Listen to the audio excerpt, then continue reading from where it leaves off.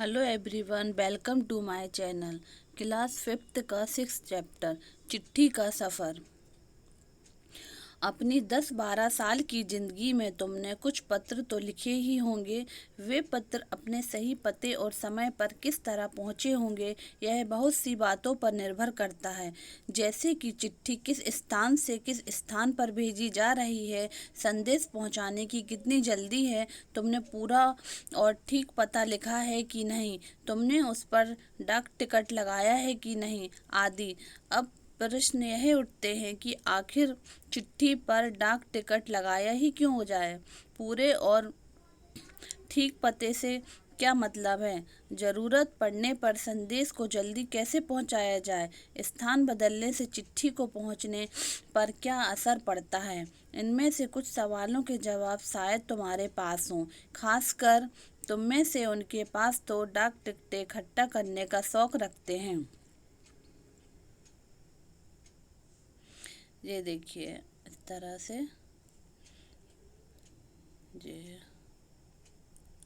ये लिफाफे हैं, है ना। यहाँ पे हम अपना एड्रेस डालते हैं, जिसको हमें लेटर भेजना है। ये दोनों पते किस तरह से भिन्न हैं। गांधी जी को भेजे गए पत्र में पते की जगह पर लिखा है महात्मा गांधी, जहाँ हो वहाँ वर्धा, जबकि लिफाफे पर इमारत या संस्थान से लेकर शहर तक का नाम लिखा हुआ है। ये देखिए, लिखा हुआ है, शहर का नाम लिखा हुआ है ना, तभी तो लेटर पहुंचेगा। पता में सबसे छोटी भौगोलिक इकाई से शुरू करके बड़ी की ओर बढ़ें। छोटी से बड़ी भौगोलिक इकाई का मतलब यह हुआ कि घर के नंबर के बाद गली मोहल्ले का नाम, फिर गांव का नाम, फिर कस्बे का नाम, फिर शहर के जिस हिस्से में उसका नाम, फिर गांव या शहर का नाम। शहर के नाम के बाद लिखे अंक को पिन कोड कहते हैं। हर जगह को एक पिन कोड दिया गया है। यह सोचने लायक बात है कि आखिर पिन कोड की ज़रूरत क्या है। हमारे देश में अनेक ऐसे कस्बे, गांव, शहर हैं जिनके नाम एक जैसे हैं। पते के बाद पिन कोड लिखने से गंतव्य के स्थान पर पता लगाने में, डाक छांटने में वाले कर्मचारियों को मदद मिलती है और पत्र जल्दी बांटे जा सकते हैं। पिन कोड की शुरुआत 15 अगस्त 1972 को डाक तार विभाग ने पोस्टल नंबर योजना के नाम से की। जाहिर है कि गांधी जी को मिले इस पत्र पर और उन्हें मिले किसी भी पत्र पर पिन कोड का इस्तेमाल नहीं किया गया था। फर्क सिर्फ पिन कोड का ही नहीं, समय के साथ डाक सेवाओं में निरंतर बदलाव और विकास होता रहा है। ये देखिए, इसमें पिन कोड के बारे में बताया है ना। पिन शब्द पोस्टल इंडेक्स नंबर का छोटा रूप है। किसी भी जगह का पिन कोड 6 अंकों का होता है।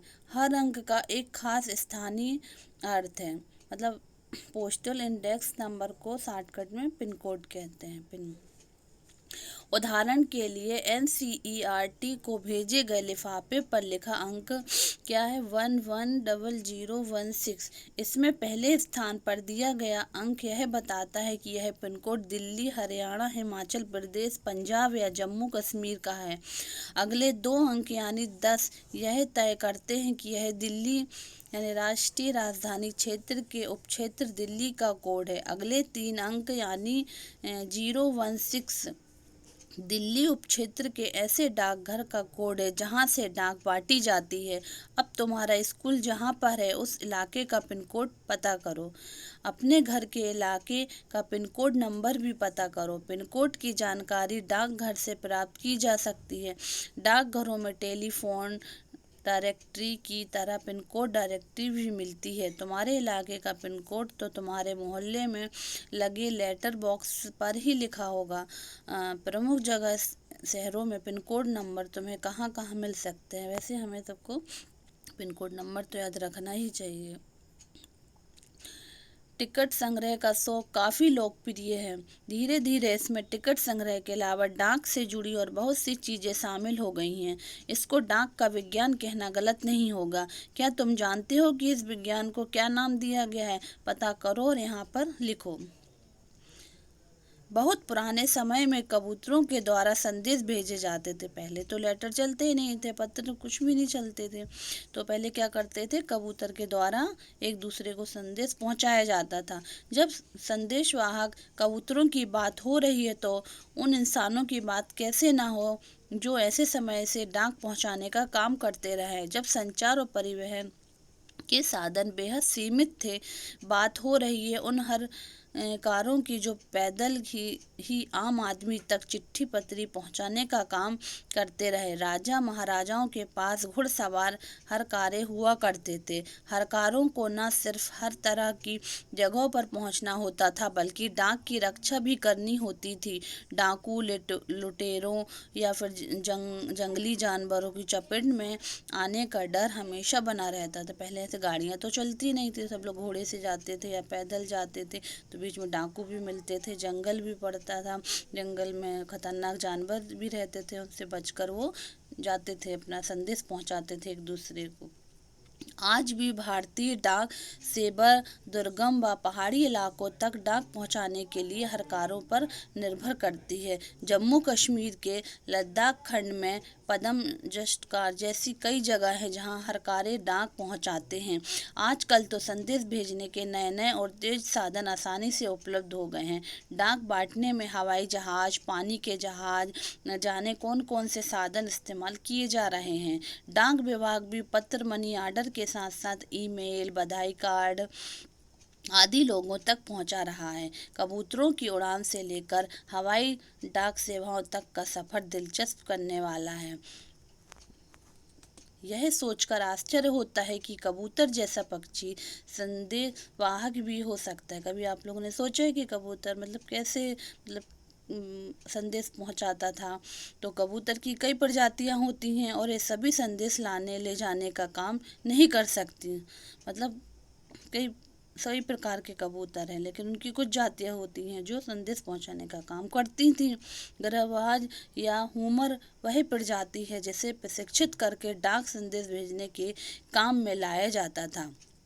जिसमें नाम भी लिखा हुआ है कि कबूतर जो ग्रहवाज या हुमर नाम की प्रजाति के कबूतर है वो ही डाक को एक स्थान से दूसरे स्थान पर पहुंचाते थे। आखिर कबूतर अपना रास्ता ढूंढ कैसे लेता है? उन प्रवासी पक्षियों के बारे में सोचो। पता करो कि वे कैसे सैकड़ों मील का रास्ता और सही जगह तय कर पाते हैं। जैसे उड़ीसा पुलिस खास तौर पर हुमर कबूतरों का इस्तेमाल राज्य के कई दुर्गम इलाकों में संदेश पहुंचाने के लिए कर रही है। उड़ीसा में जो पुलिस है वो हुमर कबूतरों का इस्तेमाल कर रही है संदेश पहुंचाने का। कानून व्यवस्था, संकट और अन्य मौकों पर संदेश के लिए एक कबूतर बहुत ही उपयोगी साबित हुए हैं। कबूतरों की संदेश सेवा बहुत सस्ती है क्योंकि उनमें कुछ लगता तो है नहीं है, ना पैसा ना कुछ, और उड़ के और जल्दी से जाके संदेश पहुंचा देते हैं। उन पर खास खर्च नहीं आता है। उन कबूतरों का जीवन 15-20 साल का होता है, 15-20 साल तक वो जीते हैं और उनका जीवन होता है। 8-10 साल तक वे बहुत अच्छा काम करते हैं। स्वस्थ कबूतर एक दिन में 1000 किलोमीटर तक का सफ़र कर सकता है। यदि कोई महत्वपूर्ण संदेश पहुंचाना हो तो 2 कबूतरों को भेजा जाता है ताकि बाज के हमले जैसी अनहोनी स्थिति में भी दूसरा कबूतर संदेश पहुंचा दे। शायद यह पढ़कर तुम एक ऐसे कबूतर की कहानी पढ़ना चाहो जो तुम दूसरे विश्व युद्ध में संदेश पहुंचाता था। इस कबूतर की कहानी नेशनल बुक ट्रस्ट से अंग्रेजी में छपी एक किताब में दी गई है। किताब का नाम है ग्रे नेक, जो कि इस किताब के हीरो का भी नाम है। अगर तुम हिंदी में पढ़ना चाहते हो तो क्यों ना नेशनल बुक ट्रस्ट को पत्र लिखो कि वे इस किताब को हिंदी में भी छापें। यह रहा उनका पता, नेहरू भवन 5, इंस्टीट्यूशनल एरिया, फेज 11, बसंत कुंज, नई दिल्ली 110070। इस पते पर आप उनको बोल सकते हैं।